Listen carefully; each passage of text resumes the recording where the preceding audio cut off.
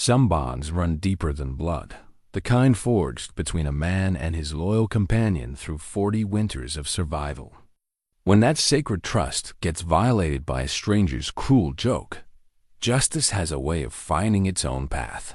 Jedediah Pike was a mountain man who'd spent decades in the Rockies with his German shepherd, Brimstone. This wasn't just any dog. Brimstone was trained to hunt grizzly bears.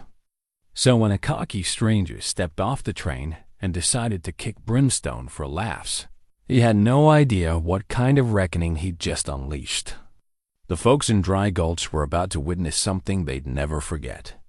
What happens when you mess with a bear-hunting dog and his battle-tested master? Before we jump back in, tell us where you're tuning in from. And if this story touches you, make sure you're subscribed, because tomorrow I've saved something extra special for you.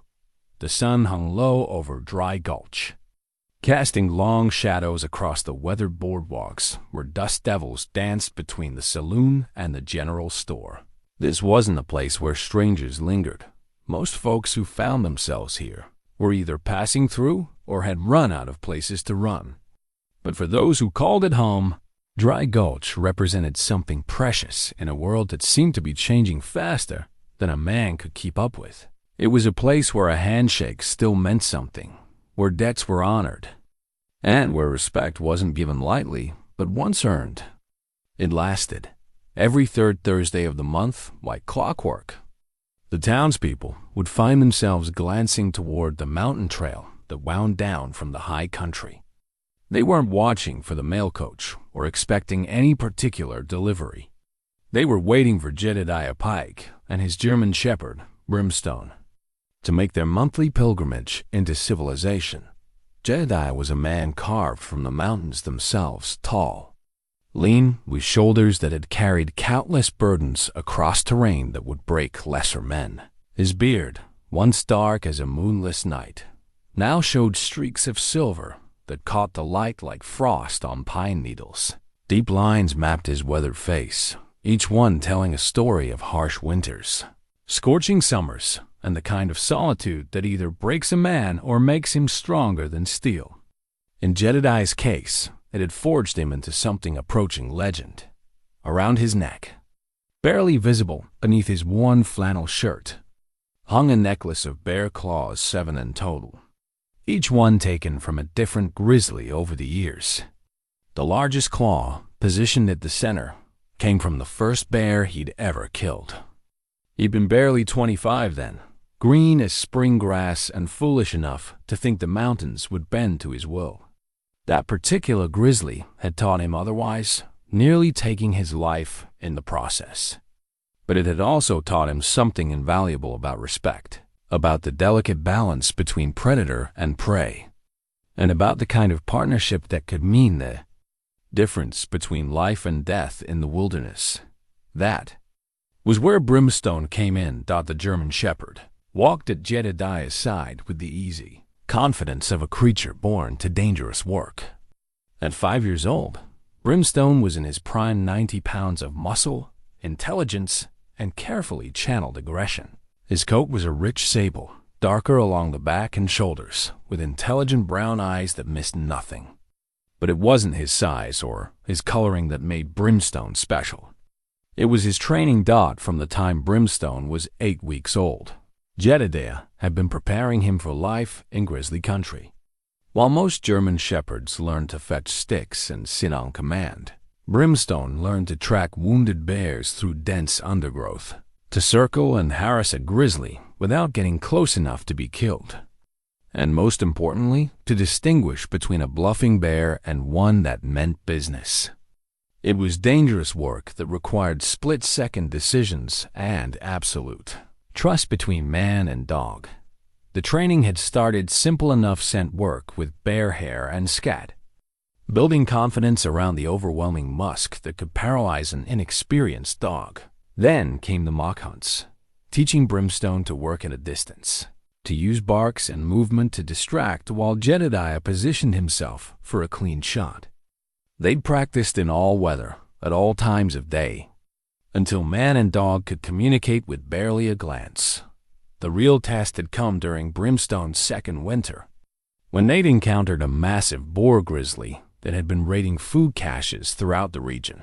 The bear was smart, aggressive, and desperate, a combination that made it incredibly dangerous. While Jedediah tracked the animal through a blizzard, Brimstone had saved his life by alerting him to an ambush. The bear had doubled back, lying in wait behind a fallen log. Without Brimstone's warning growl, Jedediah would have walked straight into the grizzly's killing zone. They'd taken that bear together, and in the process, they'd become something more than just man and dog. They'd become partners in the truest sense, two souls bound by shared danger and mutual dependence. The townspeople of Dry Gulch understood this bond, even if they couldn't fully comprehend its depth. They'd seen Jedediah and Brimstone work together during the occasional emergency, like the time old Henrik's grandson had gotten lost in the foothills during a spring storm, while search parties floundered in the rocky terrain. Jedediah and Brimstone had found the boy in less than 6 hours. Following a scent trail that had been nearly washed away by the rain, Martha Connolly, who ran the general store with the kind of no-nonsense efficiency that kept small towns functioning, always made sure to have Jedediah's usual supplies ready when he made his monthly visits. Coffee beans, flour, salt, ammunition, and a few other essentials that couldn't be hunted, trapped, or gathered in the high country.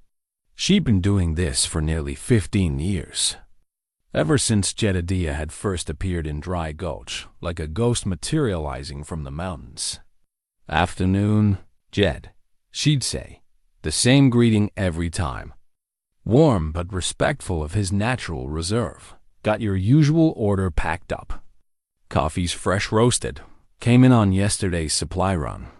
Martha was one of the few people who could claim something approaching friendship with the mountain man. She'd earned it through small kindnesses, never pushing for conversation he wasn't ready to give, never asking questions about his past, always treating Brimstone with the same respect she showed Jedediah himself.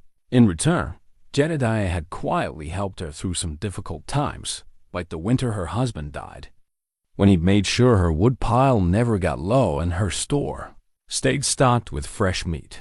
The other regulars in town had their own relationships with Jedediah, built on mutual respect and the understanding that some men needed more space than others.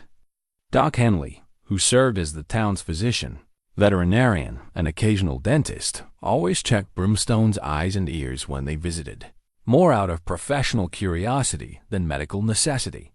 The dog was in perfect health, but Doc appreciated the chance to examine an animal trained to such a high level. "That's a fine animal you've got there, Jed," Doc would say, running practiced hands over Brimstone's shoulders and legs. "Muscle tone like a racehorse, reflexes sharp as a cat's. Whatever you're doing up there in those mountains, it's working." Even Sheriff Tom Bradley, a man who'd spent 30 years keeping peace in various frontier towns, treated Jedediah with the kind of deference usually reserved for visiting judges or territorial governors. There was something about the mountain man that commanded respect, a quiet competence that spoke of a man who'd faced down death and lived to tell about it.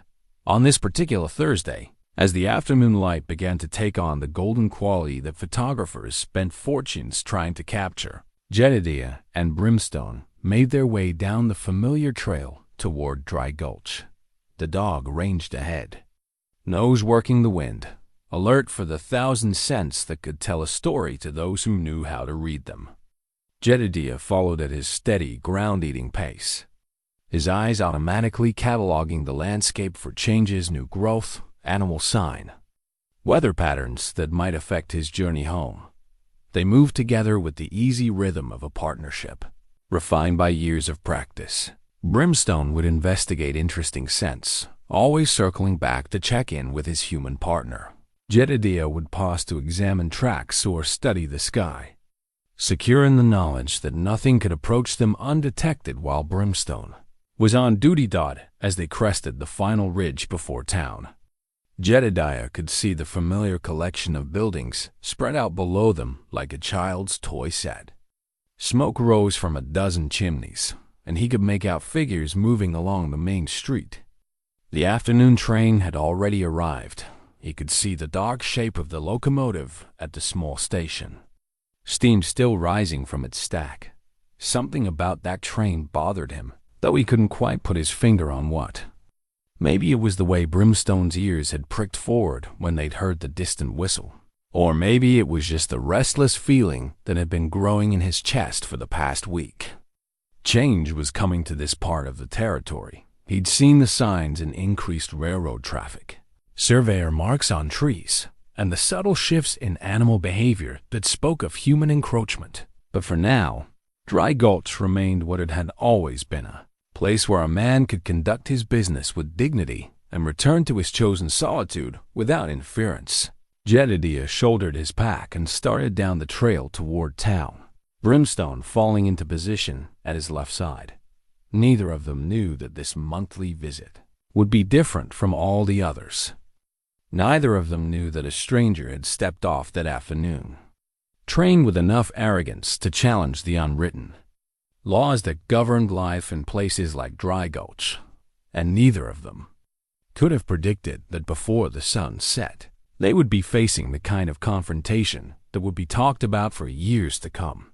The bear claw necklace rested against Jedediah's chest as he walked, each claw a reminder of lessons learned in blood and survival. Soon, those lessons would be tested in ways he never could have imagined. The afternoon train wheezed to a stop at Dry Gulch's modest station with the mechanical exhaustion of a machine that had traveled too many miles over questionable track. Steam hissed from the engine's joints as the conductor swung down to place his step stool, preparing for the usual exchange of mail, supplies, and the occasional passenger who had business in this corner of nowhere. Most days, nobody got off the train. Today was different. Randolph Morrison stepped down from the passenger car with the calculated confidence of a man who believed the world owed him deference. His black leather coat, still stiff from the shop where he'd bought it 3 days prior in Denver, caught the sunlight like polished obsidian. Everything about him spoke of Easter money and Western ambitions, from his perfectly blocked hat to his boots that had never known honest work. In his vest pocket, a silver pocket watch gleamed, engraved with his initials, R, in elaborate script, a gift from his father to commemorate his graduation from Harvard Law. Morrison surveyed Dry Gulch with the expression of a man examining livestock at market. The town was smaller than he'd expected, more primitive than the railroad promotional materials had suggested. But that could work in his favor. These frontier settlements were always hungry for development, always eager to embrace progress when it came with enough money attached. He'd come to Dry Gulch on behalf of the Consolidated Mining and Development Company, tasked with acquiring mineral rights and water access for a planned expansion into the mountain regions. The company had given him a generous expense account and broad authority to negotiate, confident that a Harvard-educated lawyer could outmaneuver any collection of simple frontier folk. What Morrison saw as he walked toward the main street only reinforced his assumptions. Weathered buildings that had seen better decades, streets that turned to mud with the first rain, people dressed in practical clothes that had been mended more than once.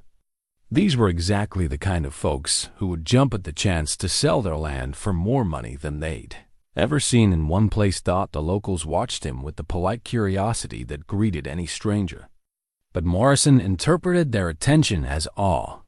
He was accustomed to making an impression, and he dressed specifically to project success and authority. Let them see what real prosperity looked like. It would make the negotiations that much easier. He paused outside the saloon, consulting his pocket watch with deliberate ceremony. 4:15 in the afternoon, plenty of time to take the measure of the local establishment before securing accommodations for the night. Tomorrow he would begin the serious business of acquisition. But today was about reconnaissance. That was when he noticed the old man and his dog approaching from the mountain trail. Morrison had always prided himself on his ability to read people quickly, a skill that had served him well in Boston's competitive legal circles. The man walking toward town was clearly a local character, probably a prospector or trapper, judging by his rough clothing and unkempt appearance. The kind of colorful frontier figure that would make good stories when he returned to civilization. The dog, a large German shepherd, walked beside the man with what Morrison interpreted as typical canine subservience. Just another working animal in a place where everything seemed to revolve around basic survival rather than genuine sophistication. As the pair drew closer, Morrison felt a familiar urge to establish dominance that had served him well in boardrooms and courthouses. These people needed to understand from the beginning that he wasn't just another visitor. He was someone who commanded respect, someone with the power to change their little town forever. The opportunity presented itself when the old man stopped outside Martha Connolly's general store, leaving his dog sitting patiently on the boardwalk while he went inside. The animal was large and alert, but to Morrison's Eastern-educated eyes, it was just another example of the crude utility that characterized everything about frontier life. A small crowd had gathered to watch the stranger. Locals emerging from shops and homes to get a look at the well-dressed newcomer. Morrison recognized the moment for what it was, a chance to demonstrate his superiority while teaching these simple people about proper social order. He approached the waiting dog with theatrical casualness, making sure his movements were visible to the watching townspeople. The animal looked up at him with intelligent brown eyes, but Morrison saw only the dumb patience of a creature waiting for its master's return. "Well now," Morrison announced loudly enough for everyone to hear. "Looks like someone's forgotten to train their mutt proper manners." He gestured dismissively at Brimstone. In civilized places, animals show respect to their betters. The watching crowd had gone very quiet, but Morrison interpreted their silence as anticipation. They were waiting to see what this impressive stranger would do next. He decided to give them a demonstration they wouldn't forget. With theatrical flair, Morrison drew back his right foot and delivered what he intended as a disciplinary kick to the dog's ribs. Not hard enough to cause real injury, but sufficient to establish the proper hierarchy between a Harvard-educated gentleman and a common frontier animal.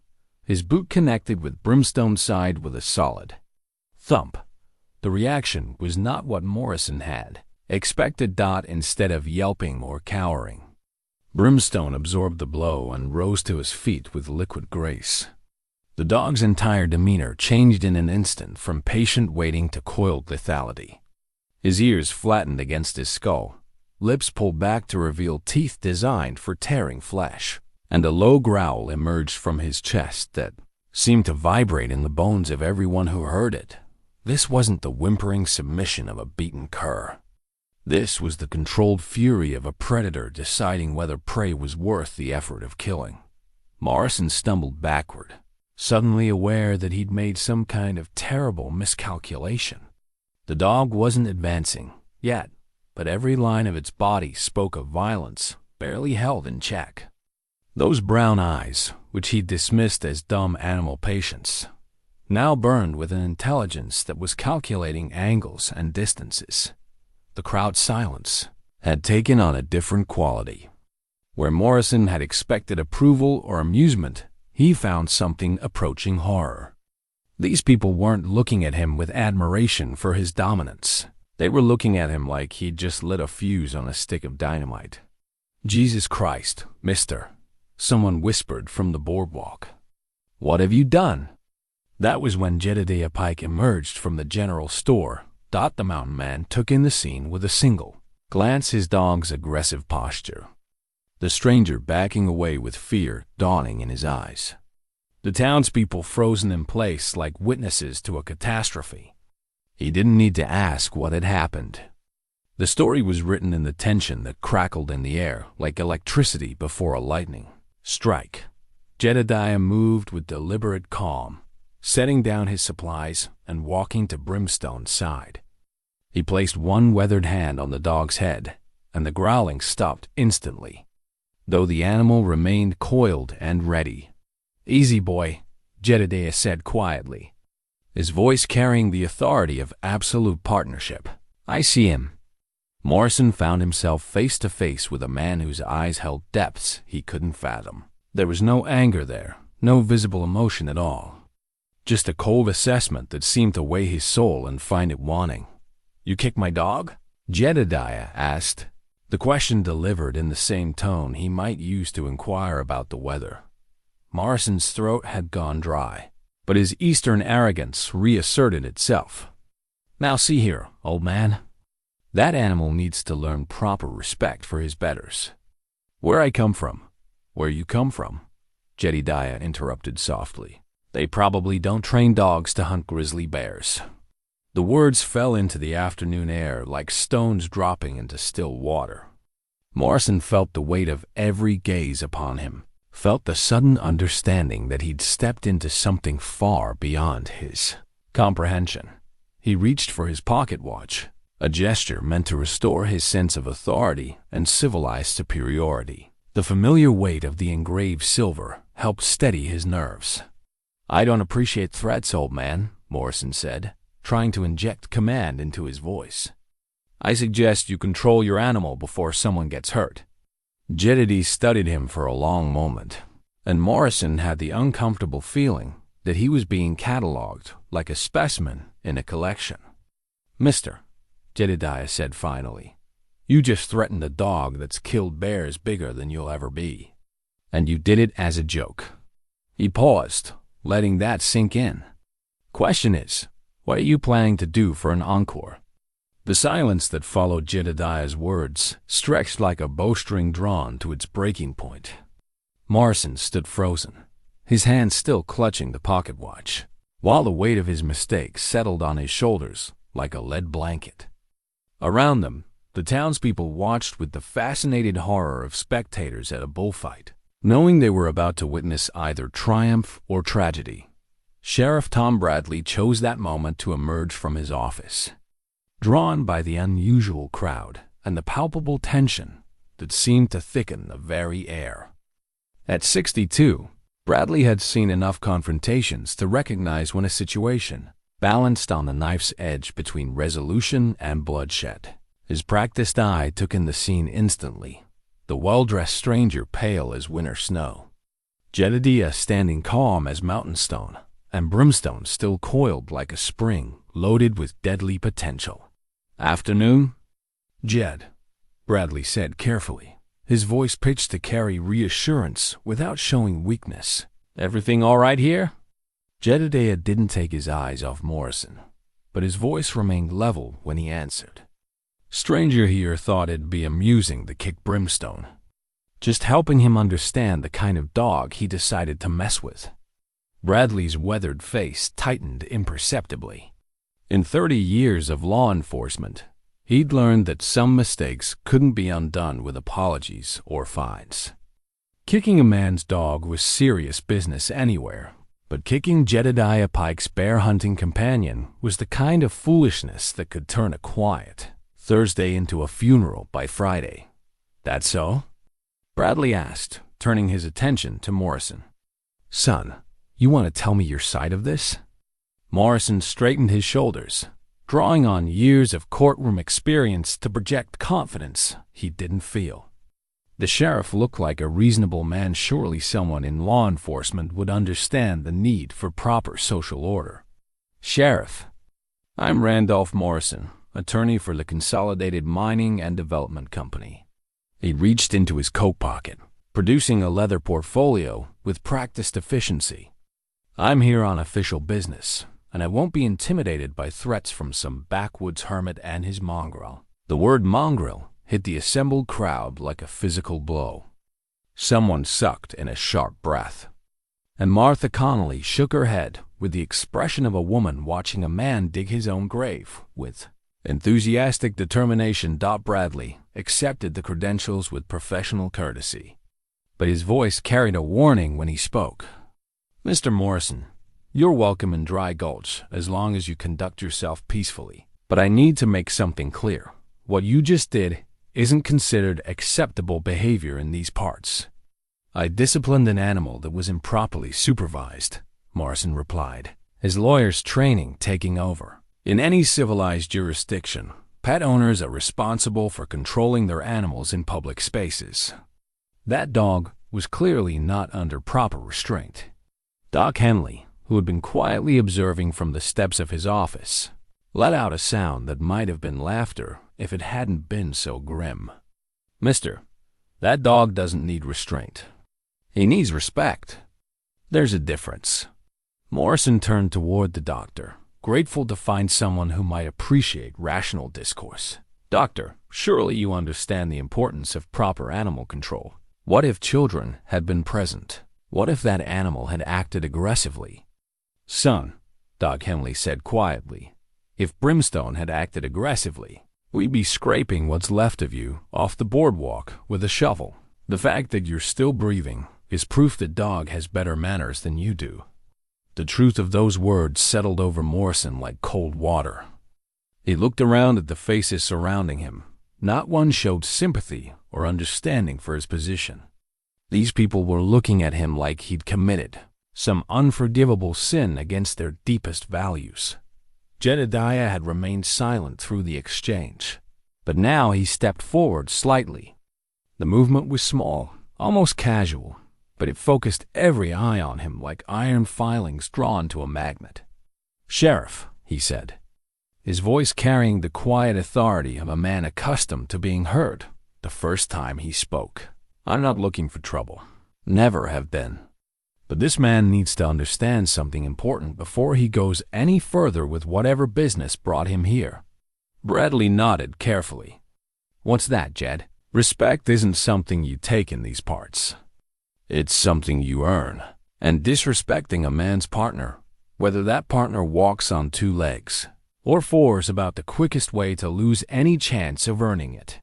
Morrison felt his Eastern-educated indignation rising again. "Now see here, I won't be lectured by some mountain hermit about respect. I represent significant business interests that could bring prosperity to this godforsaken place. You people should be grateful for the opportunities I'm offering." The words hung in the air like smoke from a poorly tended fire, acrid and unwelcome. Martha Connolly crossed her arms over her chest, while Doc Henley shook his head with the weary expression of a man who'd seen this particular brand of arrogance before. "What kind of opportunities?" Sheriff Bradley asked, though his tone suggested he might already suspect the answer. Morrison straightened, sensing a chance to regain control of the situation. "Consolidated Mining is prepared to offer generous compensation for mineral rights and water access throughout this region. We're talking about real money, enough to transform this entire community." "Into what?" The question came from Martha, sharp as a blade. "Into a modern, prosperous settlement with real economic opportunity. Railroad connections, steady employment, access to markets and manufactured goods. Everything you need to join the 19th century instead of hiding from it."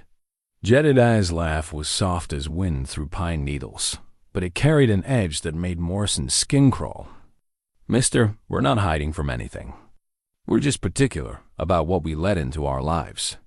And we're particular about who we do business with," added Martha. "Especially folks who think kicking a man's dog is a good way to introduce themselves." Morrison could feel the situation slipping away from him like sand through his fingers. In Boston, credentials and corporate backing opened doors and commanded attention. Here, his impressive portfolio seemed to carry all the weight of yesterday's newspaper. "Look," he said, trying a different approach. "Perhaps we got off on the wrong foot. I'm willing to overlook this incident if we can discuss my proposals in a civilized manner. I'm authorized to make very generous offers." "The only thing you need to be authorized for right now," Jedediah said quietly, "is an apology to my dog." The suggestion hit Morrison like a slap across the face.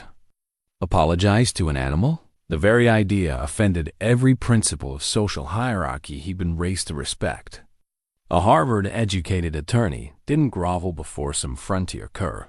no matter how many bears it might have supposedly hunted. "I'll do no such thing," he said, his voice rising with indignation. "I refuse to be humiliated by a collection of backwards." He never finished the sentence. Jedediah's hand moved to rest lightly on Brimstone's head, and the dog's ears pricked forward with sudden interest. The message was clear without words being spoken. The conversation was one poorly chosen phrase away from becoming something much more serious. Sheriff Bradley stepped between them, his hand resting casually on his gun belt. "Mr. Morrison, I think it might be wise for you to take some time to consider your next words very carefully. Dry Gulch is a peaceful town, and I aim to keep it that way." Morrison looked around at the circle of hostile faces, feeling more isolated than he'd ever felt in his life. These people lived by rules he didn't understand, valued things he'd been taught to dismiss.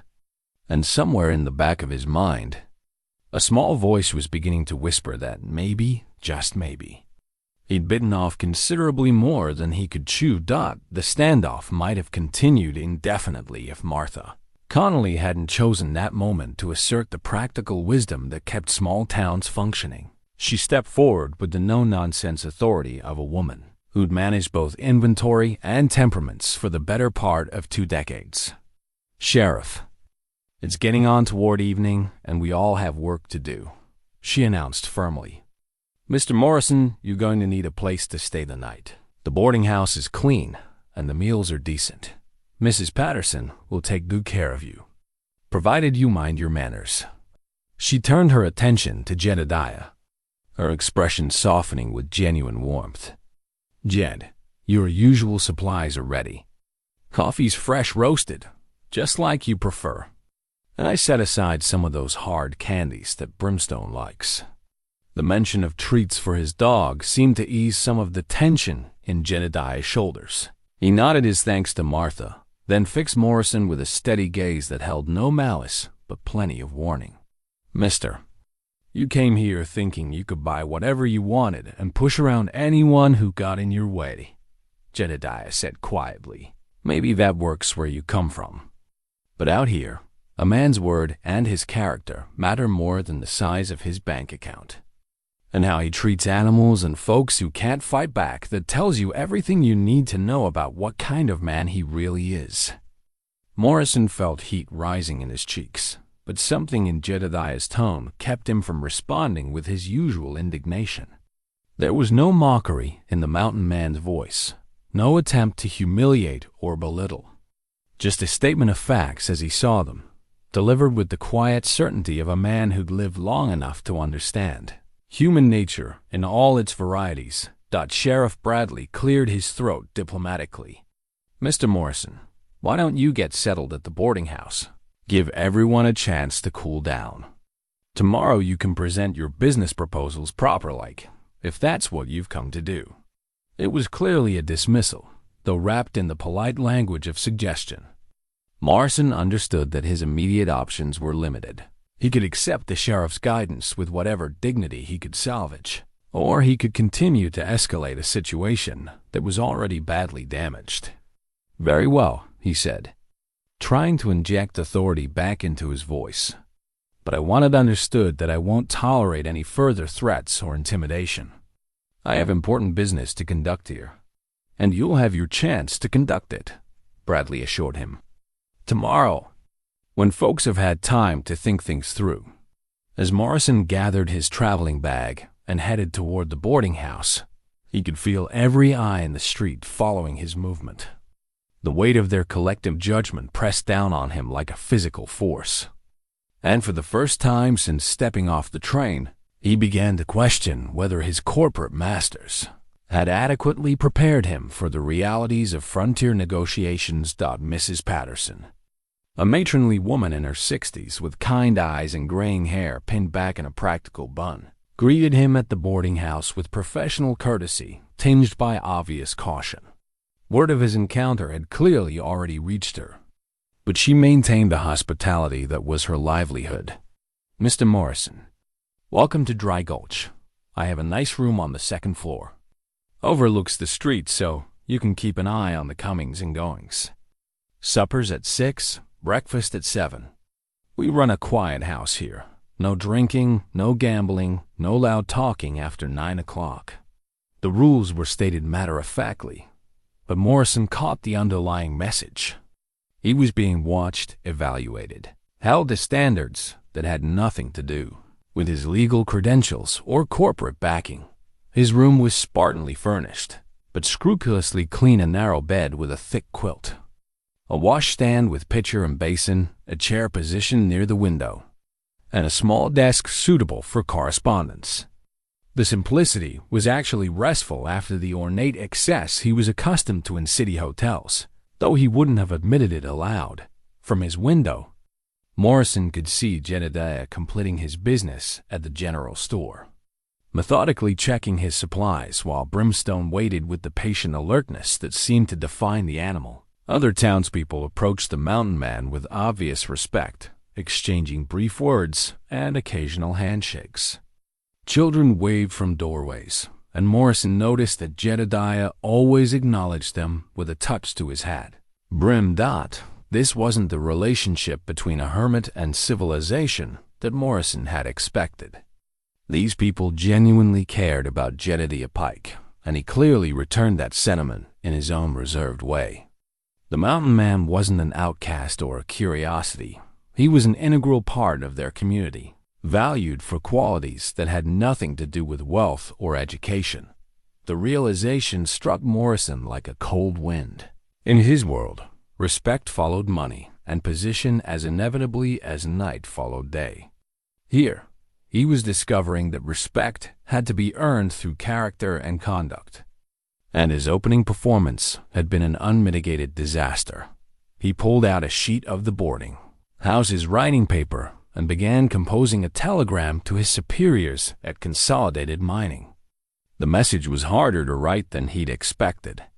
How did you explain to profit-minded executives that their carefully planned acquisition strategy had been derailed by a dog and an old man who lived in the mountains?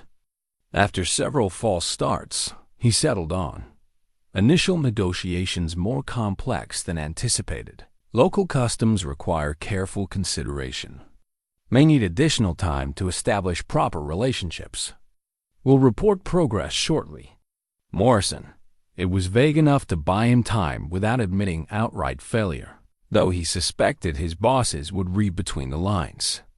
They'd sent him here because they believed frontier communities would be easily intimidated or impressed by Eastern sophistication. The reality was proving considerably more complicated. As evening shadows began to lengthen across the main street, Morrison watched Jedediah and Brimstone prepare for their return journey to the mountains. The ritual was obviously familiar to everyone present, handshakes and brief farewells.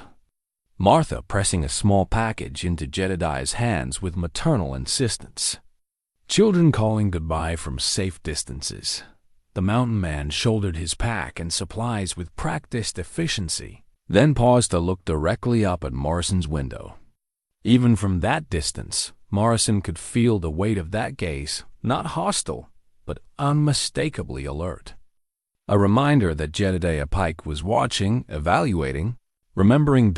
Then man and dog turned toward the mountain trail and walked out of town with the same quiet dignity they brought with them.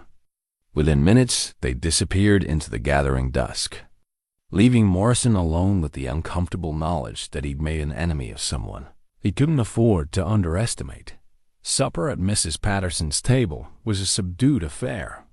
Conversation limited to weather and local news delivered in polite but distant tones. Morrison ate mechanically, tasting nothing, while his mind churned through possible strategies for salvaging his mission. One thing had become abundantly clear: traditional negotiation tactics weren't going to work in Dry Gulch. These people operated by different rules, valued different things. If he was going to succeed, he needed to learn those rules quickly. The question was whether his pride would let him. Morrison spent a restless night in the narrow boarding house bed, his sleep broken by unfamiliar sounds, the distant howl of coyotes, the creak of settling timber, and the whisper of wind through gaps in the siding that no city building would have tolerated. Each time he woke, his mind returned to the confrontation in the street and the uncomfortable realization that he was operating without the advantages he'd taken for granted his entire adult life. Dawn came early in Dry Gulch, announced by a rooster's crow and the gradual increase of activity on the street below. Morrison dressed carefully, choosing his second-best suit and ensuring his appearance projected competence without the overt display of wealth that had clearly worked against him the previous day. At breakfast, Mrs. Patterson served him eggs, bacon, and biscuits with fresh butter, all of it prepared with the kind of attention to quality that spoke of genuine pride in the work. The other boarders, a traveling tinker and an elderly prospector named Caleb, acknowledged him with polite nods, but maintained the cautious distance that told him his reputation had preceded him. "Sleep well, Mr. Morrison?" Mrs. Patterson asked as she refilled his coffee cup with brew that was stronger and more flavorful than anything he'd tasted in Boston's finest hotels. "Well enough, thank you," he replied, then hesitated before adding, "Mrs. Patterson, I wonder if you might help me understand something. Yesterday's events didn't go as I'd hoped. I seem to have misjudged local customs." The boarding house proprietor studied him with shrewd eyes that had evaluated countless travelers over the years. "Mr. Morrison, you kicked Jedediah Pike's dog. In these parts, that's not a matter of custom. It's a matter of basic human decency. A man's partnership with his animal tells you everything you need to know about his character. But surely you understand the proper animal control." "Son," interrupted Caleb, "the old prospector, let me tell you something about that dog. 2 winters back, my grandson got lost in a blizzard up in the high country. Search parties looked for 3 days without finding so much as a footprint. Then Jed and Brimstone showed up, and they had that boy home safe inside of 6 hours. Dog tracked him through snow and wind that would have defeated a whole pack of hounds." Morrison set down his coffee cup carefully. "I had no way of knowing the animal's history or training." "That's just it," Mrs. Patterson said gently. "You didn't ask. You didn't observe. You just assumed you knew better than folks who've lived here all their lives." She paused, studying his face. "Question is, are you planning to keep making assumptions, or are you willing to learn?" The challenge was delivered kindly but unmistakably. Morrison found himself at a crossroads he hadn't anticipated. He could retreat into wounded pride and corporate authority, or he could admit that his approach had been fundamentally flawed from the beginning. "What would you suggest I do?" he asked, the words coming harder than any legal brief he'd ever composed. Caleb chuckled, the sound surprisingly warm. "Well, for starters, you might consider that apology Jed mentioned. Won't cost you nothing, and it might buy you enough goodwill to actually conduct your business. Apologize to a dog?" Morrison's Eastern sensibilities rebelled at the notion. "Apologize to Jedediah through his dog," Mrs. Patterson corrected. "Show that you understand what that partnership means to him. Show that you respect something he values." Morrison spent the morning walking the streets of Dry Gulch, observing with eyes unclouded by assumptions for the first time since his arrival. What he saw challenged every preconception he'd brought with him from the corporate boardrooms of Boston. This wasn't a collection of ignorant frontier folk waiting to be enlightened by Eastern civilization. These were competent, thoughtful people who built a functioning community in challenging circumstances. The buildings might be simple, but they were well constructed and carefully maintained.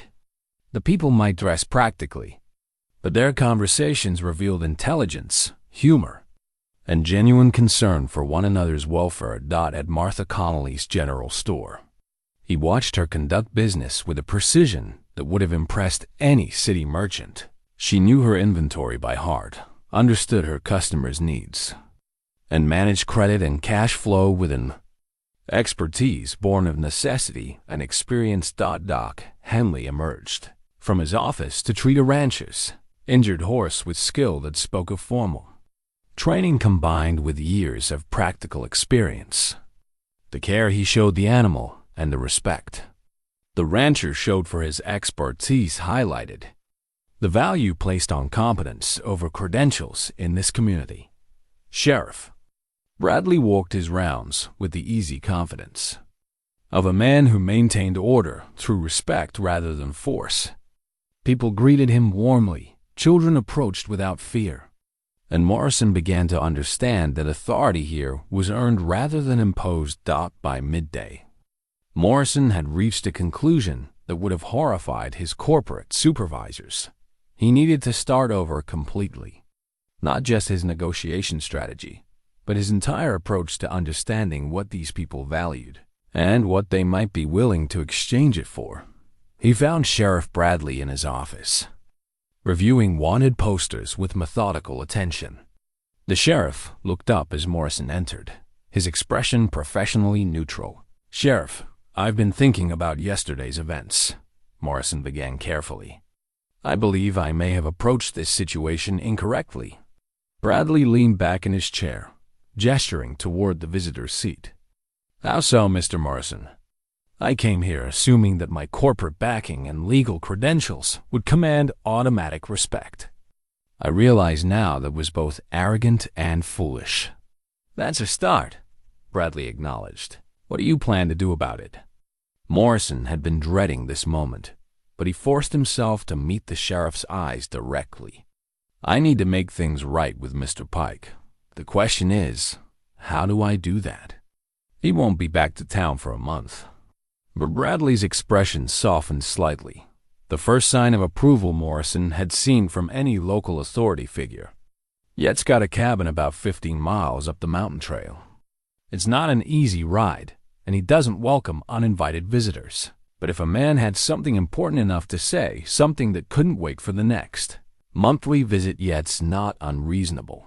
"You think he'd see me?" "I think he'd listen to what you had to say," Bradley corrected. "Whether he'd believe you depends entirely on whether you're telling the truth." Morrison spent the afternoon making careful preparations. He rented a horse from the livery stable, a sturdy mountain-bred mare named Ginger, who could handle rough terrain. He purchased supplies for the journey from Martha Connolly, who packed them with professional efficiency while maintaining her cool but civil demeanor. "Mr. Morrison," she said as she secured the supplies to his saddle, "Yet's place isn't hard to find if you stay on the main trail. But you need to understand something. You'll be entering his world up there. His rules, his territory. He's earned the right to live as he chooses, and he won't appreciate anyone trying to change that." "I understand," Morrison replied, though he wondered if he truly did as he prepared to mount Ginger for the journey into the mountains. Morrison caught sight of his reflection in the general store window. The well-dressed lawyer who'd stepped off yesterday's train was still there, but something had changed in his expression. The arrogant certainty was gone, replaced by something that might have been the beginning of wisdom. The trail wound up through pine and aspen, growing narrower and steeper with each mile. With every step his horse took away from Dry Gulch, Morrison felt himself moving further from the familiar world of contracts and corporations into something older and more fundamental, a place where a man's character mattered more than his credentials, and where respect had to be earned one honest interaction at a time. The mountain trail tested Morrison in ways no boardroom battle ever had. What had seemed like a reasonable 15-mile ride from the comfort of Dry Gulch's main street revealed itself as a grueling journey through terrain that demanded respect, patience, and skills he'd never needed to develop. Ginger proved her worth with every careful step, navigating loose shale and narrow ledges that would have defeated a less experienced mountain horse. 3 hours into the climb, Morrison's city-softened muscles ached in ways that reminded him of just how far he'd traveled from his comfortable Boston existence. The thin mountain air left him slightly breathless, and the vast silence of the wilderness, broken only by wind through the pines, and Ginger's steady breathing felt both peaceful and intimidating. He packed writing materials in his saddlebags, thinking he might compose another telegram to his corporate supervisors during rest stops. But as the miles accumulated and the civilization of Dry Gulch fell away behind him, Morrison found himself questioning what message he could possibly send that would adequately explain his current situation. The senior partners at Consolidated Mining had sent him west with explicit instructions: secure mineral rights and water access through whatever combination of financial incentives and legal pressure proved necessary. They'd provided him with ample authority and resources, confident that frontier communities would be easily managed by an experienced attorney with corporate backing. None of their strategic planning had accounted for the possibility that he might find himself riding alone through mountain wilderness to apologize to a hermit whose dog he'd kicked in a moment of spectacular misjudgment. As afternoon shadows began to lengthen across the pine-covered slopes, Morrison caught his first glimpse of Jedediah Pike's homestead. The cabin sat in a natural clearing beside a clear-running creek, positioned to take advantage of morning sun while remaining sheltered from the worst of winter winds. Smoke rose from a stone chimney, and he could see a well-tended garden plot, a sturdy lean-to shelter, and various outbuildings that spoke of self-sufficient mountain living. What struck him most was the sense of belonging. This wasn't a temporary camp or a crude shelter thrown together by someone hiding from civilization. This was a home carefully planned and lovingly maintained by someone who'd chosen this life with full understanding of its demands and rewards. As Ginger picked her way down the final slope toward the cabin, Morrison heard the deep bark that announced his arrival.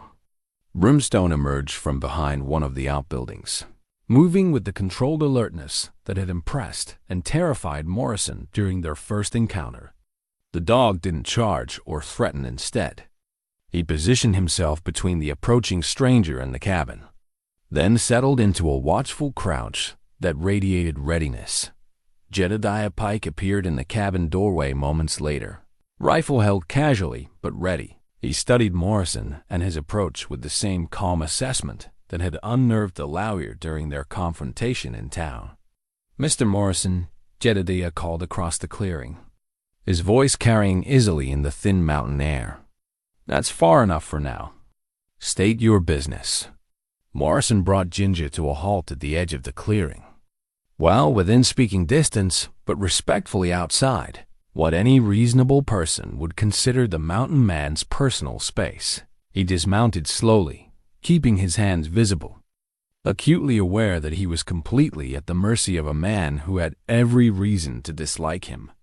"Mr. Pike, I came to apologize," Morrison called back, his voice steady despite the nervousness that tightened his throat, "and to ask if I might speak with you about something important." Jedediah considered this for a long moment, his weathered face revealing nothing of his thoughts. Finally, he lowered the rifle and stepped fully out of the cabin. "You rode 15 miles up a mountain trail to apologize?" he asked, and Morrison caught something that might have been mild surprise in his tone. "Yes, sir. What I did yesterday was wrong, and I wanted you to know that I understand it now." Jedediah walked slowly across the clearing, Brimstone falling into step beside him with the easy coordination of long partnership.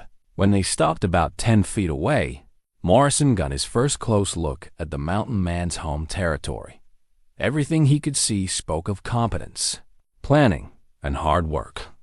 The cabin's chinking was perfect, the roof showed recent repairs, and the various tools and equipment visible around the clearing were all well maintained and purposefully placed.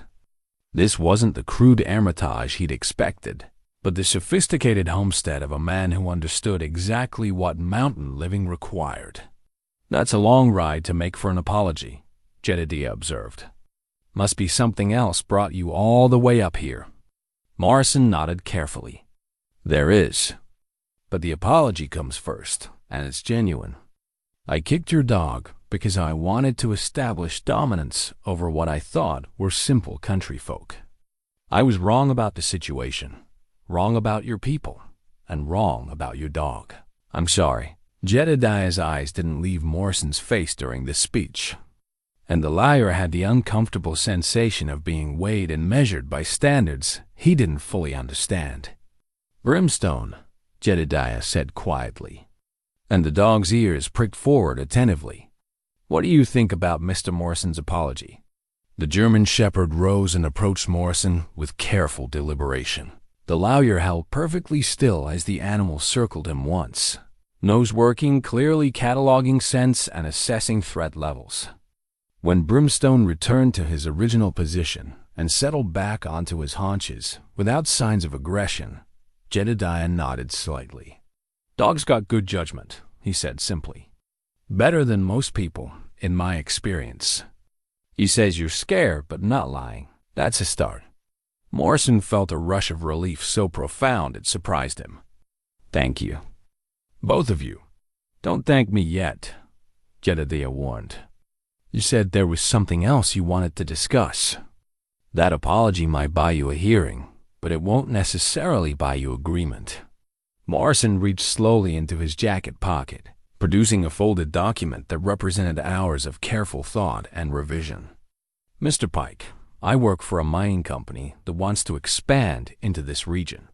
Yesterday, I came to Dry Gulch planning to acquire rights and access through standard business practices. After what happened, and after spending time observing your community, I realized that approach won't work." He held out the document, which Jedediah accepted with obvious curiosity. "That's a proposal, but not the kind my company sent me to make. It's what I think might actually serve everyone's interests, including yours." Jedediah unfolded the paper and read it with careful attention, his expression revealing nothing. When he finished, he looked up with something that might have been respect. "This is quite different from what I'd expect from a mining company," he said finally. "It is, and I'll probably be fired for presenting it. But yesterday taught me that there are things more important than corporate advancement." The mountain man studied Morrison for another long moment, then gestured toward the cabin. "Coffee's hot. Why don't you come inside and tell me exactly what you think you're proposing?" As Morrison followed Jedediah toward the cabin, Brimstone falling into step beside them, he realized that something fundamental had shifted. He was no longer the confident corporate representative who'd stepped off the train in Dry Gulch. He was a man who'd had his assumptions shattered and was trying to rebuild his understanding of what constituted real value and authentic respect. The worn leather journal that sat on Jedediah's kitchen table caught his eye as they entered 40 years of wilderness observations and hard-won wisdom, bound in covers that had weathered countless mountain seasons. Morrison found himself wondering what lessons those pages might contain for a man learning to navigate a world where character mattered more than credentials. Inside Jedediah's cabin, Morrison discovered a space that challenged every assumption he'd made about mountain hermits and their living conditions. The interior was spacious, warm, and meticulously organized. Hand-hewn furniture showed the work of a master craftsman, while shelves lined with carefully labeled jars spoke of methodical preparation and attention to detail. Most surprising were the books, dozens of them, covering subjects from natural philosophy to engineering to military strategy. Jedediah poured coffee from a pot that had been simmering on the wood stove, the brew dark and fragrant with a richness that spoke of beans carefully selected and properly roasted. He gestured for Morrison to take a seat at the solid oak table where his worn leather journal lay open, pages filled with precise handwriting and detailed sketches. "Before we discuss your proposal," Jedediah said, settling into the chair across from Morrison, "there's something you need to understand about this situation. Something that changes everything you think you know." Morrison set down his coffee cup, struck by the gravity in the mountain man's tone. "What do you mean?" Jedediah reached across the table and opened a wooden box that Morrison hadn't noticed before. From it, he extracted a collection of items that made the lawyer's blood run cold. Surveyor's marks, metal stakes, and official-looking documents bearing the seal of the Consolidated Mining and Development Company. "Your people have been up here for weeks," Jedediah said quietly. marking boundaries, testing soil and water, mapping access routes. They didn't bother asking permission or even announcing their presence. They just came and started treating this land like they already owned it. Morrison stared at the evidence spread before him, his mind racing. That's impossible. I'm the advance representative. I was supposed to make first contact. Were you? Jedediah's voice carried no accusation, only a weary understanding that spoke of long experience with duplicity.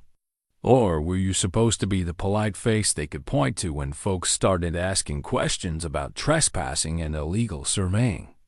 The implications hit Morrison like a physical blow. He'd been sent to Dry Gulch not as a legitimate negotiator, but as a distraction, a well-dressed lawyer whose presence would suggest corporate respectability, while other teams conducted actual operations under cover of darkness and secrecy.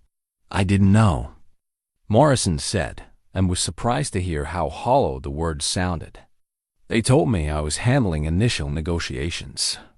Jedediah reached into the box again and produced a telegraph form, its contents stark and unambiguous. Surveying complete. Legal assessment unnecessary.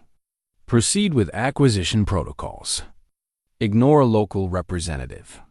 The message was dated the day before Morrison's arrival in Dry Gulch. This was intercepted by friends of mine who worked the telegraph lines, Jedediah explained.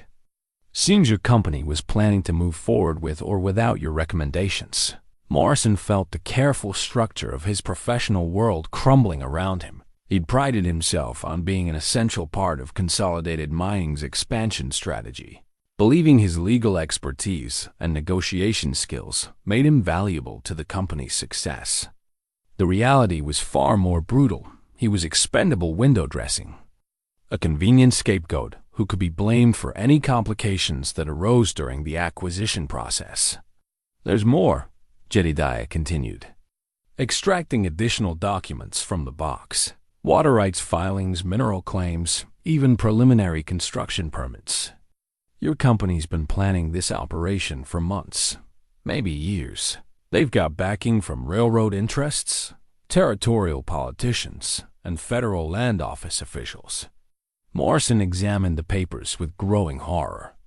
The scope of the conspiracy was staggering. Consolidated Mining hadn't just sent surveyors and claim jumpers. They'd orchestrated a comprehensive assault on local sovereignty, complete with corrupted officials and predetermined legal outcomes. Why are you showing me this? Morrison asked, his voice barely above a whisper. Because you apologized to my dog, Jedediah replied simply, and because sometimes a man deserves to know when he's being used. The profound betrayal by his own company was almost too much to process, but Morrison forced himself to focus on the larger implications. Mr. Pike, if what you're showing me is accurate, then everything I proposed is meaningless. My company has already decided to take what they want regardless of local consent. Now you're beginning to understand the situation. Morrison stood and walked to the cabin's single window, staring out at the peaceful mountain landscape that was apparently under siege by forces he'd unknowingly been serving. The irony was bitter. He'd come to apologize for his arrogance, only to discover that his real crime was being naive enough to believe he had any actual authority. What do you plan to do about it? He asked, turning back to face Jedediah. The mountain man's expression had hardened into something that reminded Morrison of the controlled lethality he'd seen in Brimstone during their confrontation. I've been wondering about that myself. See, this land isn't just my home. It's been my sanctuary for 40 years. And some of it belongs to other folks too. Homesteaders, trappers, even a few Cheyenne families who've been living here since before any white man ever set foot in these mountains. Jedediah rose and moved to a gun rack mounted on the far wall, his hand resting lightly on a rifle that showed the careful maintenance of a tool that might be needed at any moment. Your company assumes that because we're scattered and isolated, we can't organize effective resistance. They're counting on picking us off one by one through legal manipulation and corporate pressure. What they don't understand is that mountain folk have been dealing with predators a lot longer than mining companies have existed. Morrison felt a chill that had nothing to do with the mountain air. Mr. Pike, you're talking about armed resistance. That's not a fight you can win against corporate resources. Maybe not in a courtroom or a boardroom, Jedediah agreed. But we're not in your world anymore, Mr. Morrison. We're in mine. And up here, different rules apply. The mountain man returned to the table and began spreading out detailed topographical maps that Morrison recognized as far superior to anything in his company's possession. Red marks indicated strategic positions, water sources, and natural choke points that could control access to the entire region. 40 years in these mountains teaches a man things that don't get covered in law school, Jedediah continued. Like how to make a small force seem larger than it is. Like how to use terrain to neutralize superior numbers. Like how to convince invaders that the cost of victory might be higher than they're willing to pay. Morrison stared at the maps, realizing that he was looking at the work of someone with genuine military experience. The positioning and strategic thinking revealed knowledge that went far beyond civilian self-defense. "You served," he said, the statement carrying the weight of sudden understanding. 43rd Ohio Infantry. 4 years fighting folks who knew their own ground better than we knew ours. Learned some hard lessons about what happens when you underestimate local knowledge and determination. The final piece of the puzzle clicked into place for Morrison. Jedediah Pike wasn't just a hermit who happened to live in the mountains. He was a veteran who'd chosen isolation after experiencing the worst that organized conflict could offer. And now his sanctuary was under threat from the kind of corporate warfare that showed no more respect for individual rights than any military campaign. "Mr. Pike, there has to be another way. Legal challenges, political pressure, public attention, all controlled by the same interests backing your company," Jedediah interrupted. "The territorial governor's in their pocket. The federal land office is processing their claims, and the newspapers are owned by railroad money. Your legal system serves those who pay for it, not those who need protection from it." Morrison sank back into his chair, overwhelmed by the magnitude of what he was learning. Every principle he'd been raised to believe about law, order, and civilized society was being stripped away to reveal the brutal reality of power and money, determining outcomes regardless of justice or legality. "What do you want from me?" he asked finally. Jedediah studied him with those penetrating eyes that seemed to see straight through to a man's soul. "I want to know what kind of man you really are, Mr. Morrison. Are you going to go back to Dry Gulch and send your company a report about how well your negotiations are proceeding? Or are you going to do something about what you've learned here?" The question hung in the air between them like smoke from a campfire, impossible to ignore, carrying implications that would determine not just Morrison's immediate future, but the kind of man he would prove himself to be when tested by circumstances he'd never imagined facing. The weight of Jedediah's question settled on Morrison like a mantle of responsibility he'd never expected to bear. Outside the cabin windows, the mountain evening was painting the sky in shades of purple and gold, but inside, the atmosphere had grown heavy with the gravity of decisions that could reshape multiple lives. Morrison found himself studying the intercepted documents again, not because he needed to verify their authenticity. Their legitimacy was obvious, but because he was trying to comprehend the full scope of his own unwitting complicity. Every day he'd spent in Boston, reviewing contracts and preparing for what he believed was a straightforward negotiation. His company had been moving forward with plans that rendered his efforts meaningless. "Mr. Pike," he said finally, his voice carrying a weariness that came from having his entire worldview overturned in the span of an afternoon, "I need to ask you something directly. Are you planning to kill people?" Jedediah's response came without hesitation. "I'm planning to defend my home and the homes of my neighbors. If your company sends armed men to force us off our land, then yes, people will probably die, but I won't be the one who starts the killing." The distinction was important, Morrison realized. This wasn't about aggression or revenge. It was about protection and survival. The mountain man wasn't planning to attack Consolidated Mining's interests. He was preparing to defend against an attack that was already in progress. How many people are we talking about? How many families live up here? Jedediah moved to a detailed map mounted on the cabin's back wall, marked with locations that told the story of a scattered but connected community.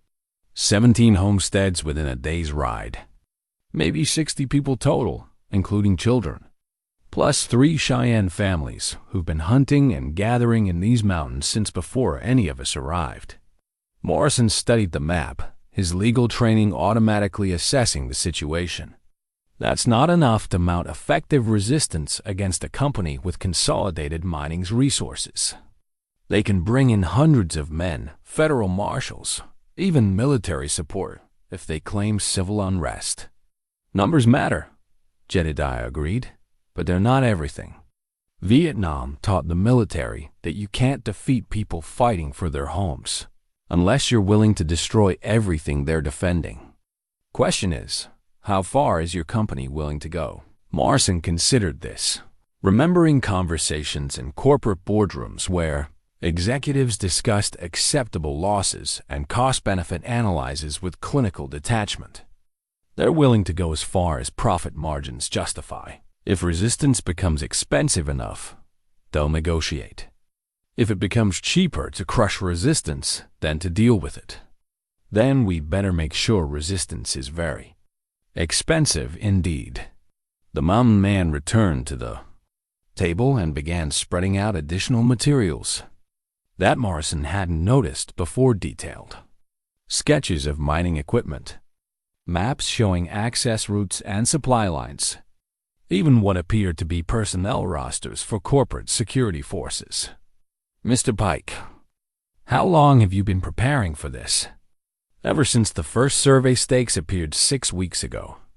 I've been watching, learning, planning. Your company thinks they're dealing with ignorant mountain folk who'll roll over at the first sign of serious pressure. They're about to learn otherwise. Morrison leaned forward to examine the materials more closely. The level of detail was impressive. Jedediah had identified vulnerabilities in corporate operations that professional military advisors might have missed. Supply lines stretched thin through mountain passes. Expensive equipment positioned in locations that could be easily targeted. And personnel rotations that created predictable patterns of vulnerability. This is sophisticated intelligence gathering, Morrison observed. Almost like someone who's spent 4 years studying how to disrupt enemy operations? Jedediah finished.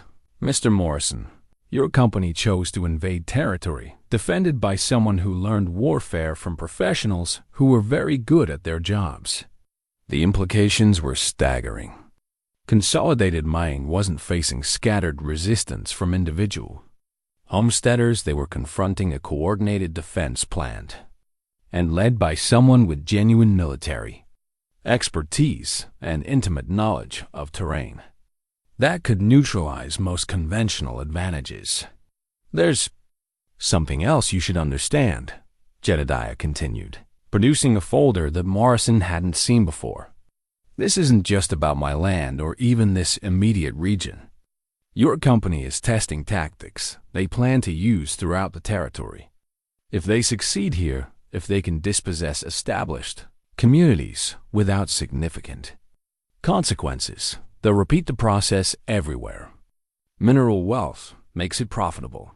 Morrison opened the folder to find correspondence between Consolidated Mining executives and officials from territorial government, railroad companies, and federal agencies. The documents outlined a systematic plan for acquiring vast tracts of Western land through legal manipulation, political pressure, and when necessary, organized intimidation. The scale was breathtaking and terrifying. Dry Gulch and the surrounding homesteads weren't just victims of corporate greed. They were test subjects for a process that could displace thousands of families across multiple territories. My God, Morrison whispered, scanning through page after page of calculated dispossession. They're planning to steal half the territory. Now you're beginning to understand what's really at stake, Jedediah said grimly. This isn't about one mountain community. It's about whether ordinary people have any rights that corporations are bound to respect. Morrison set the folder aside and looked directly into Jedediah's weathered face. What do you need from me? I need to know whose side you're on, came the immediate reply. Because tomorrow, your company's advance team arrives to begin formal occupation procedures. They're expecting you to have prepared the legal groundwork and neutralized any potential resistance. What are you going to tell them? The question crystallized everything Morrison had been struggling with since learning the truth about his mission. He could return to Dry Gulch, send the expected reports to his corporate superiors, and continue serving interests he now understood to be fundamentally corrupt. It would preserve his career, protect his future prospects, and keep him safely distant from the conflict that was about to engulf these mountains. Or he could choose sides based on principle rather than profit, knowing that such a choice would likely destroy everything he'd worked to build in his professional life. If I help you, Morrison said slowly, I'll be finished at Consolidated Mining. Probably blacklisted from corporate law entirely. These people have influence that extends far beyond mining operations. Jedediah nodded soberly.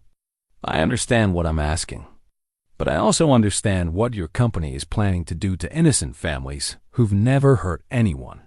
Morrison rose and walked again to the cabin window, watching as full darkness settled over the mountain landscape. Somewhere out there, children were sleeping in homes that might not exist a week from now. Families were going about their evening routines, unaware that corporate executives in distant cities had already decided their fate. Mr. Pike, if I do this, if I help you resist Consolidated Mining, I need to know that you're committed to keeping casualties to a minimum. I won't be party to unnecessary bloodshed. Neither will I, Jedediah assured him. But I also won't stand by while armed men force families from homes they've built with their own hands. If your company wants a war, they'll get one. But it will be fought on our terms, in our territory, by our rules. Morrison turned from the window to find Brimstone watching him with those intelligent brown eyes. The dog seemed to be evaluating him just as carefully as his human partner, weighing character and commitment with the instincts of a creature trained to distinguish between genuine and false signals. What specific help do you need? Morrison asked, his decision crystallizing as he spoke. Words. Jedediah smiled for the first time since Morrison had arrived at the cabin, expression that transformed his weathered features with warmth and genuine respect. First, I need accurate information about your company's timeline and resources. How many men, what kind of equipment, what their operational plans look like. Second, I need someone who can document what happens here so that if we don't survive, the truth might still get out. Third, he paused, studying Morrison's face carefully.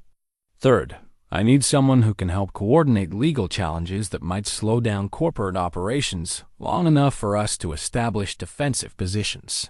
Morrison nodded slowly, understanding that he was crossing a line from which there could be no return. I can do all of that. But Mr. Pike, you should know once I commit to this course, I'll see it through regardless of personal cost. That's who I am. I was counting on it, Jedediah replied, because tomorrow, when your company's men arrive in Dry Gulch, they're going to discover that their carefully planned occupation has turned into something they never expected, a fight against people who refuse to be victims. Outside the cabin, wind through the pines carried the scent of coming change, and somewhere in the distance, a wolf howled a warning that echoed through mountain valleys where ancient laws still governed the relationship between predator and prey.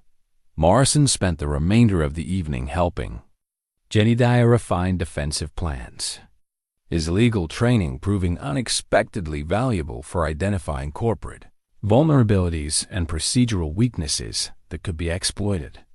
As midnight approached, he realized that for the first time in his adult life, he was using his professional skills to protect rather than exploit, to defend the powerless rather than serve the powerful.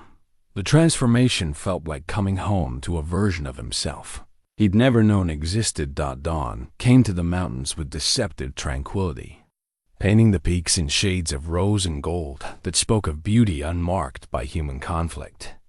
Morrison woke on Jedediah's spare cot feeling more rested than he had in months, despite the momentous decisions of the previous evening. There was something liberating about finally understanding where he stood and what he was fighting for. Jedediah was already awake, moving through his morning routine with the quiet efficiency of a man who'd lived alone long enough to waste no motion or time. Coffee was brewing, breakfast was cooking, and Brimstone had already completed his perimeter patrol of the homestead. "Company's coming," Jedediah announced without preamble as Morrison sat up. Brimstone heard them about an hour ago. 20 riders, maybe more, moving up the main trail from Dry Gulch. Morrison felt his stomach tighten. "Already? I thought we'd have more time. Your company doesn't believe in wasting daylight when there's money to be made," Jedediah replied, handing Morrison a cup of coffee that was strong enough to wake the dead. "Question is, are you ready to play your part?" The plan they developed during the long evening hours was audacious in its simplicity. Morrison would return to Dry Gulch and meet with the corporate advance team, presenting himself as the loyal company representative who'd successfully prepared the ground for their operations. While maintaining that facade, he would feed critical intelligence to Jedediah and help coordinate legal challenges that could slow the corporate juggernaut. It was dangerous for both of them. If Morrison's duplicity was discovered, he'd face criminal charges for corporate sabotage, while Jedediah would lose his most valuable source of inside information about company plans and capabilities. "I'm ready," Morrison said, surprised to find that he meant it completely.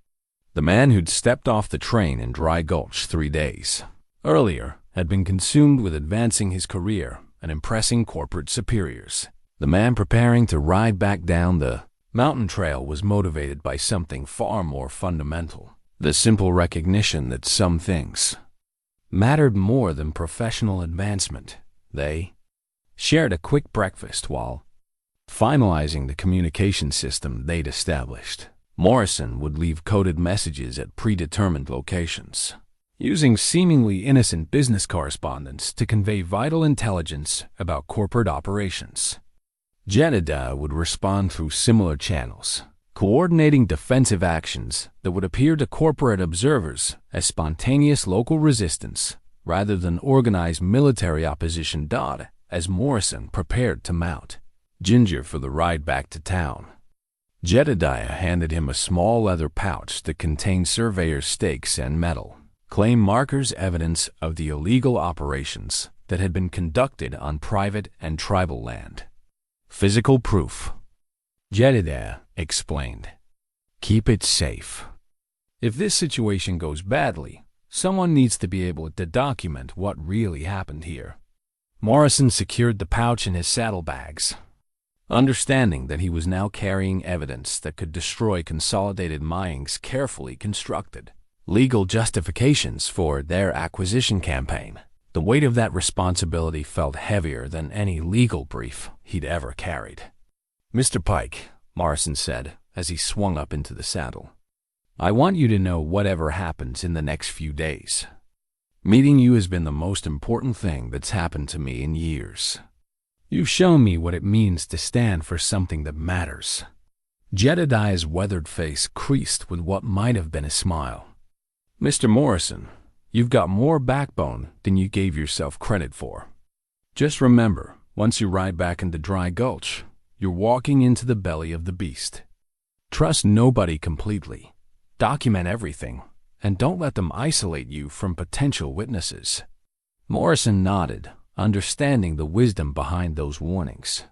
Corporate operatives were skilled at neutralizing threats through intimidation, bribery, or, when necessary, more direct methods. His value to the mountain resistance depended entirely on maintaining his cover while gathering intelligence that could save lives. As he guided Ginger back onto the mountain trail, Morrison caught sight of dust clouds rising from the lower elevations, the unmistakable sign of a large group of riders moving at speed through the valley below. The corporate advance team was making no effort at stealth, confident in their overwhelming advantages of numbers, equipment, and legal authority. What they didn't know was that they were riding into territory defended by someone who understood exactly how to turn those apparent advantages into fatal weaknesses. The ride down the mountain gave Morrison time to prepare mentally for the performance of his life. He would need to project the confident competence of a corporate representative who'd successfully completed his advance mission, while secretly gathering intelligence that could determine whether Jedediah's small community survived or was crushed beneath the wheels of industrial progress. As the buildings of Dry Gulch came into view, Morrison could see unusual activity in the streets, more horses than normal, groups of men in traveling clothes, and the general bustle that indicated significant arrivals. The corporate machine was rolling into motion with the precision that had made Consolidated Mining one of the most successful acquisition companies in the territory. Morrison straightened in his saddle and composed his expression into the mask of professional satisfaction that was expected from a company representative returning from successful negotiations. Inside, his heart hammered against his ribs like a trapped bird, but his external demeanor projected nothing but corporate confidence as he rode into town to begin the most important deception of his life. The corporate advance team had transformed Dry Gulch's Main Street into something resembling a military staging area. Men in expensive suits moved between groups of armed guards while clerks inventoried equipment that spoke of serious intentions, surveying gear, legal documents, and enough weaponry to outfit a small army. At the center of it all stood a man whose bearing and dress marked him as someone accustomed to command. Morrison recognized the type immediately: corporate troubleshooter, the kind of executive sent when standard negotiation tactics weren't expected to succeed. This would be someone with authority to make immediate decisions and no qualms about using whatever methods proved necessary to achieve corporate objectives. Morrison. The voice carried across the street with the snap of military authority. About time you showed up. We need to talk. Morrison guided Ginger toward the speaker, a lean man in his 50s with graying hair and eyes that missed nothing. His suit was expensive but practical, cut to allow easy movement. And Morrison noticed the telltale bulge that indicated a shoulder holster beneath the jacket. Colonel Marcus Steele. The man introduced himself with a handshake that could have crushed walnuts. Consolidated Mining sent me to expedite operations in this region. I understand you've been laying groundwork for our arrival. The military title explained everything Morrison needed to know about how corporate headquarters viewed this operation. They weren't sending negotiators or bureaucrats. They were sending someone who understood warfare and wasn't afraid to apply those lessons to civilian situations. Mr. Morrison, Steele continued without waiting for a response. Walk me through what you've accomplished. Local cooperation, resistance factors, legal complications. I need a complete assessment. Morrison felt the weight of Jedediah's evidence pouch against his side as he composed his response. Everything depended on convincing Steele that he remained a loyal company man while gathering intelligence that could save the mountain community. Colonel, I've had productive conversations with local leadership. Sheriff Bradley understands our legal authority. The business community recognizes the economic benefits we're offering, and most property owners seem willing to negotiate reasonable compensation. It was skillful misdirection, technically true statements that conveyed a completely false impression of local sentiment. Morrison had indeed spoken with Sheriff Bradley and the business community, though not in ways that suggested cooperation with corporate plans. Steele nodded approvingly. Outstanding. What about potential resistance? Any troublemakers we need to neutralize before proceeding? The question was asked casually, but Morrison caught the underlying threat. Corporate troubleshooters like. Steele didn't view resistance as a negotiation problem. They saw it as a security issue to be resolved through intimidation or force. There's one individual who might present complications. Morrison replied carefully. Jedediah Pike, a mountain man who lives in the high country. He has significant influence with local residents and appears to have some military background. How significant? Steele's attention sharpened with professional interest. Former infantry, Civil War veteran. Lives alone but commands respect throughout the region. If there's organized resistance, it will likely center around him. Morrison was walking a careful line, providing enough accurate information to maintain credibility while avoiding details that could help Steele neutralize Jedediah's defensive preparations. Where exactly does this Pike character live? Steele asked, producing a detailed map that Morrison recognized as far superior to any he'd seen before. About 15 miles up the main mountain trail, Morrison replied, knowing that concealing easily discovered information would only undermine his credibility. But Colonel, I should mention Pike has an unusual partnership with a German shepherd that's been trained to hunt grizzly bears. Local folks take that seriously. Steele laughed dismissively. A dog and an old hermit? Morrison, I've dealt with genuine military threats in 3 territories. One mountain man with a pet isn't going to complicate operations. The casual dismissal told Morrison everything he needed to know about how seriously corporate leadership was taking local resistance. Their arrogance was comprehensive and potentially fatal, exactly the kind of underestimation that Jedediah was counting on. Of course, Colonel. I just wanted to ensure you had complete intelligence about potential complications. Appreciated, but unnecessary, Steele replied, already turning his attention to other matters. Tomorrow morning, we begin formal acquisition procedures. I want you coordinating legal documentation while my security teams handle property inspections and resident interviews. Morrison nodded professionally while his mind raced through implications. Corporate security teams conducting resident interviews was corporate euphemism for intimidation tactics designed to force compliance through fear rather than negotiation. What's the timeline for completing operations? Morrison asked. 72 hours for initial acquisitions, another week for comprehensive territorial surveys. Corporate headquarters wants this region locked down before territorial politics can complicate our legal position. The speed was staggering. Steele was planning to dispossess an entire mountain community in less than 4 days. Such a timeline would require methods that had nothing to do with legitimate business practices and everything to do with organized coercion. I'll need detailed property records and legal documentation for review, Morrison said, maintaining his professional facade while recognizing an opportunity to gather intelligence about corporate targets. My clerk will provide everything you need, Steele assured him. Morrison, I want you to understand. This operation has full corporate backing and federal authority. Anyone who interferes with our lawful business activities will face serious consequences. The threat was unmistakable, though couched in language that could be defended in any subsequent legal proceedings. Morrison nodded his understanding while mentally composing the coded message. He would leave for Jedediah that evening. As corporate personnel continued their preparations around him, Morrison realized that the next few hours would determine whether a small mountain community survived or disappeared beneath the advancing tide of industrial expansion.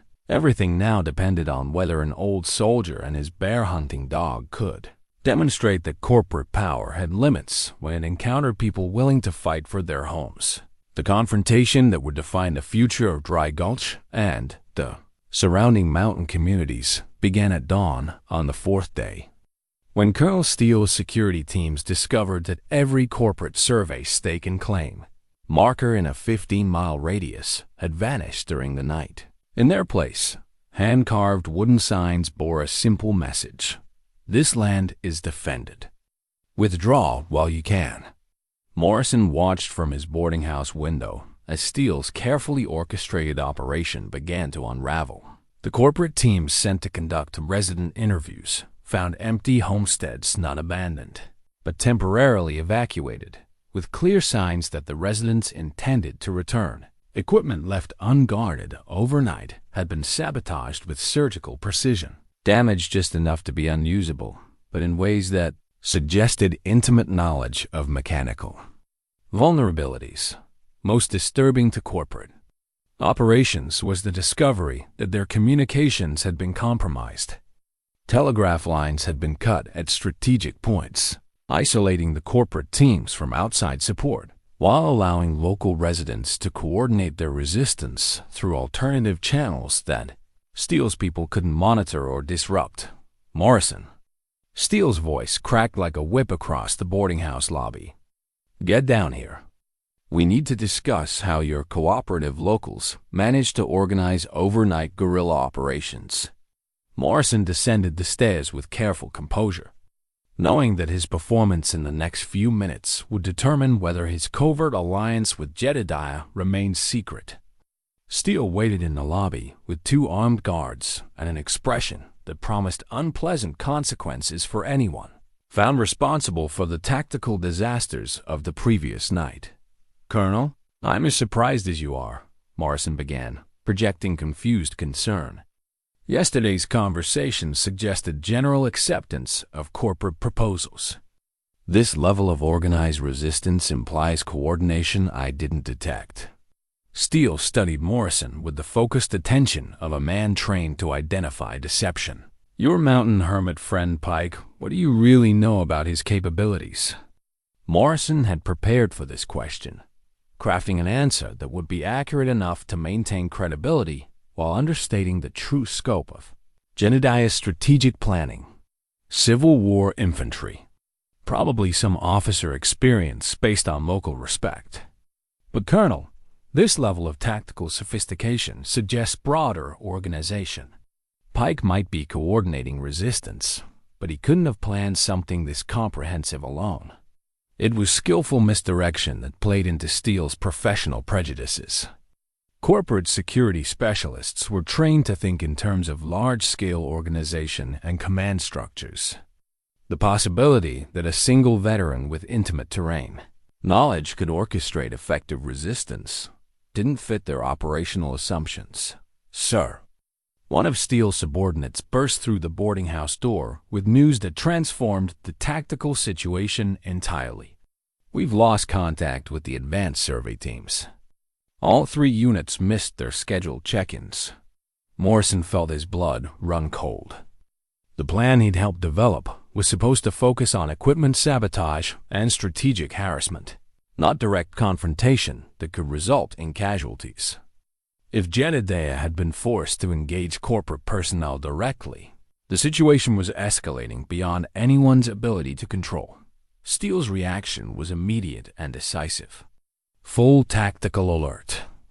I want armed patrols sweeping those mountain trails, and I want them equipped for hostile contact. This has gone beyond business negotiations. We're dealing with organized insurrection." The transformation from corporate operation to military campaign happened with terrifying speed. Within an hour, Dry Gulch resembled an occupied town, with armed guards on every street corner and corporate personnel treating local residents as potential enemy combatants. Sheriff Bradley found himself effectively powerless as federal authority superseded local law enforcement. Morrison knew he had to act quickly. The evidence pouch Jedediah had given him represented the only hope for exposing corporate illegality before the situation deteriorated into open warfare. But transmitting that evidence required reaching the telegraph office past guards who were now watching everyone with suspicious attention. The opportunity came when Mrs. Patterson approached him during the noon meal. Her expression carefully neutral, but her words carrying urgent undertones. "Mr. Morrison, there's a gentleman waiting to see you in the back parlor. Says it's about legal documents that need immediate attention." Morrison followed her through the boarding house to find Doc Henley waiting with a medical bag and an expression of grim determination. "Doc, what are you doing here?" "Treating injuries," Henley replied quietly. 3 corporate men found tied up but unharmed about 5 miles up the mountain trail. Someone took their weapons and equipment but left them with water and directions back to town. "Your friend Pike is sending a message." The relief Morrison felt was overwhelming. Jedediah had managed to neutralize the survey teams without bloodshed, maintaining the moral high ground while demonstrating capabilities that should give corporate forces serious pause about escalating the confrontation. "There's more," Doc continued. "Those men carried documents that Jed thought you should see. Legal papers authorizing the seizure of private property under federal mining regulations that don't actually exist." Morrison examined the forged documentation with growing anger. Consolidated Mining wasn't just conducting illegal surveys. They were operating under fabricated federal authority that would make their acquisition activities appear legitimate to any local officials who demanded to see proper paperwork. "Doc, I need to get this information to territorial authorities. But Steele's people are monitoring all communications." "Already taken care of," Henley replied with satisfaction. Turns out the territorial governor's office has been wondering about reports of unauthorized federal operations in this region. They dispatched investigators 3 days ago. Should be arriving on tonight's train. Morrison felt pieces of a larger puzzle clicking into place. Jedediah's resistance hadn't been designed to defeat corporate forces through military action. It had been planned to delay corporate operations long enough for legitimate legal authority to intervene. The mountain man's strategic thinking had been far more sophisticated than anyone realized. By forcing Consolidated Mining to reveal the true nature of their operations while documenting their illegal activities, he'd created conditions where outside intervention became not just possible, but inevitable. As evening approached and the territorial investigators' train pulled into Dry Gulch Station, Morrison stood on Mrs. Patterson's front porch watching Colonel Steele realize that his carefully planned operation had become a legal and political disaster.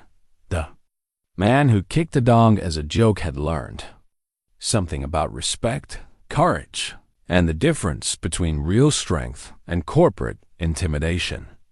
More importantly, he discovered that sometimes the most important victories weren't won in boardrooms or courthouses, but in the quiet moments when ordinary people chose to stand for something larger than their own immediate interests. In the mountains above Dry Gulch, Jedediah Pike sat beside his cabin fire with Brimstone at his side, reading Morrison's final coded message by lamplight. Tomorrow would bring territorial investigators, federal charges against Consolidated Mining, and the kind of justice that couldn't be bought or intimidated. The bond between a man and his loyal companion had indeed run deeper than blood deep, enough to protect an entire community and prove that respect, once earned, could move mountains.